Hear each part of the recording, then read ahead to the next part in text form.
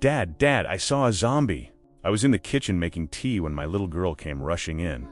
She ran through the back door so fast she almost tripped up the step.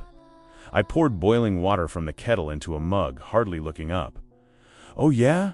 "Yeah, I did." His face was all pale and messed up. "It was gross, Dad." I put the kettle back and picked up the milk. Sighed inwardly. I really had to be more careful about what I watched on TV in the evening. Rosie has a habit of sneaking downstairs in the night, and last week she caught me watching The Walking Dead of all things. She's had zombies on the brain ever since. I keep telling her they're not real, but it doesn't seem to make a difference. "Sweetheart, what did we say about zombies?" I scooped the tea bag out of the mug and dumped it in the bin. "You know, if you keep talking about them, Daddy's going to get in trouble with Mummy again."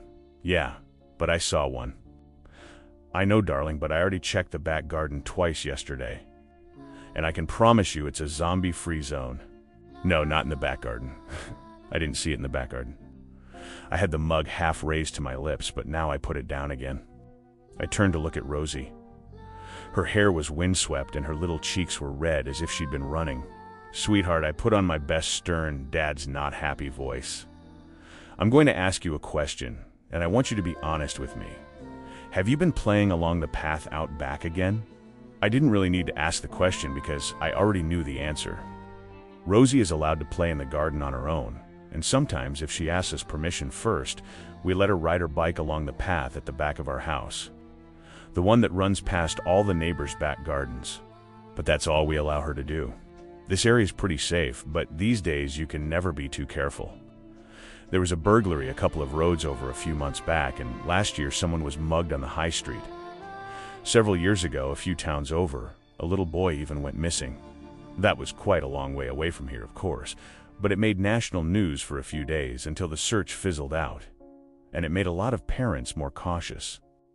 Rosie's getting older now, and she's an adventurous girl, but still, you have to have boundaries. And on a few occasions lately, Rosie's been crossing those boundaries, riding her bike further than she should, not coming in straight away when we call her, sneaking out the back gate when she's only meant to be playing in the garden. As I watched Rosie now, I noticed her face growing redder. She looked away from me, down at the kitchen floor, and scuffed her feet.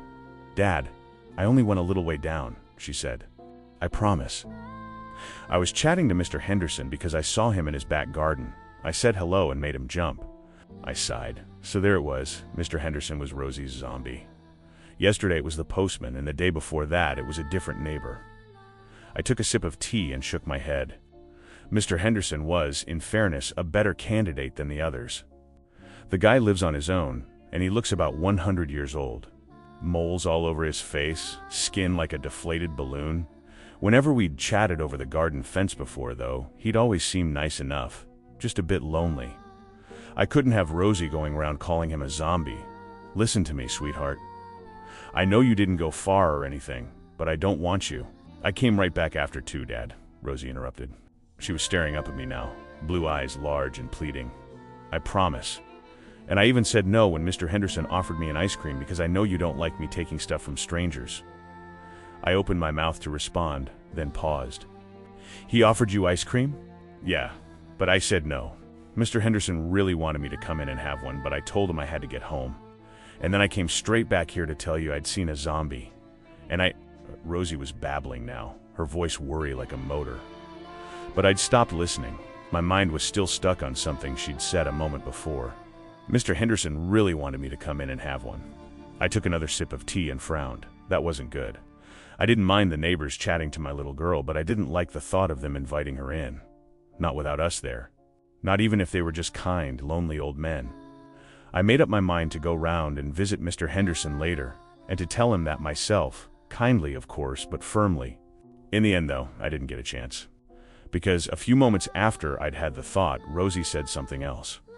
Something that pushed everything else from my mind and ended any idea I might have had about going over to Mr. Henderson's house. She said something that made me feel cold. "Daddy, please don't stop me playing in the garden. I promise I won't sneak out again. I don't want the zombie to get me." "Rosie, I'm not going to stop you playing in the garden, but you have to make me a couple of promises too. First, promise me you'll stop going around calling people zombies. Mr. Henderson might be old, but he's not one of the living dead. Rosie frowned. I didn't. What do you mean, you didn't? You just ran in here a moment ago calling him one. No, I didn't. Mr. Henderson's not a zombie. I saw the zombie in his house, but it wasn't him.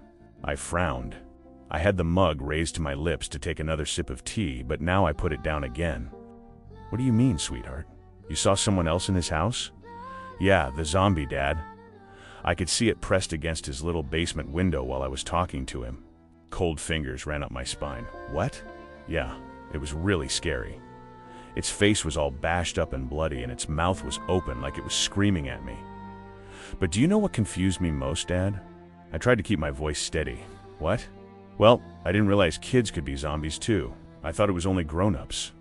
But I guess I must have been wrong, because the one in Mr. Henderson's basement looked just like a little boy.